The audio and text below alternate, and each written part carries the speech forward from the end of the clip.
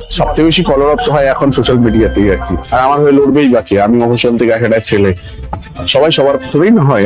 কিন্তু অবশ্যই কারুর কোনো কিছুর প্রথমের সাথে যুক্ত হওয়াটা একটা আলাদাই স্পেশাল ফিলিংস হবে, এরকম একটা মনোভাব।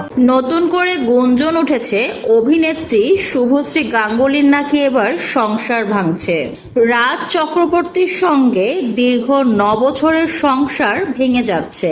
এই গুঞ্জনের পর কিছু কিছু জায়গায় শুভশ্রী তার ডিভোর্স নিয়ে কথা বলেছিলেন।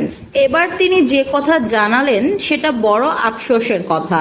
শুভশ্রী বলেন, প্রথম জিনিসটাই আলাদা।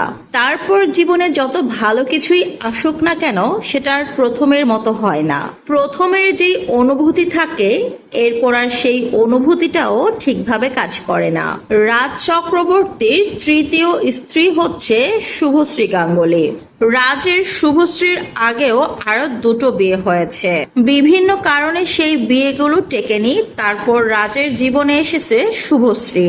কিন্তু শুভশ্রীর মনে হয়েছে রাজ তার প্রথম স্ত্রীকে যেভাবে ভালোবাসা দিয়ে আগলে রেখেছিল সেটা শুভশ্রীকে রাখতে পারেনি। প্রথমের ভালোবাসাটা অন্যরকম, আর সেই প্রথম ভালোবাসাটা পেয়েছে রাজের প্রথম স্ত্রী, যেটা শুভশ্রীর বেলা রাজ দেখাতে পারছে না। শুভশ্রী বলেন, প্রথম কিছুর সাথে যুক্ত হতে পারার ব্যাপারটা হচ্ছে আলাদা। রাজকে ডিভোর্স দেওয়ার পর শুভশ্রী যে এরকম ভাবে প্রথমাকে নিয়ে কথা বলবেন সেটা আসলে কেউ ভাবতে পারেনি। জানা যাচ্ছে গোপনে ইতিমধ্যেই ডিভোর্সের পথে হাঁটছে রাজ ও শুভশ্রী। শুভশ্রীর কথা শুনে রাজও মিডিয়াতে কিছু কথা শেয়ার করেছে। তিনি জানিয়েছে, আমি মফস্বল থেকে উঠে আসা একজন ছেলে, আমার জন্য লড়বেই বা কে?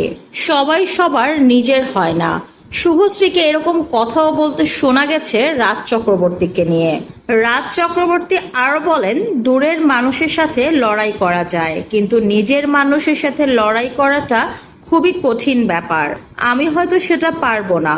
আমার 2টো সন্তান আছে, আমার পরিবার আছে। আমাকে আগাতে হলে সবকিছু ভেবে চিনতে তারপর আগাতে হয়। চাইলেই আমি হুটহাট কিছু করে ফেলতে পারি না।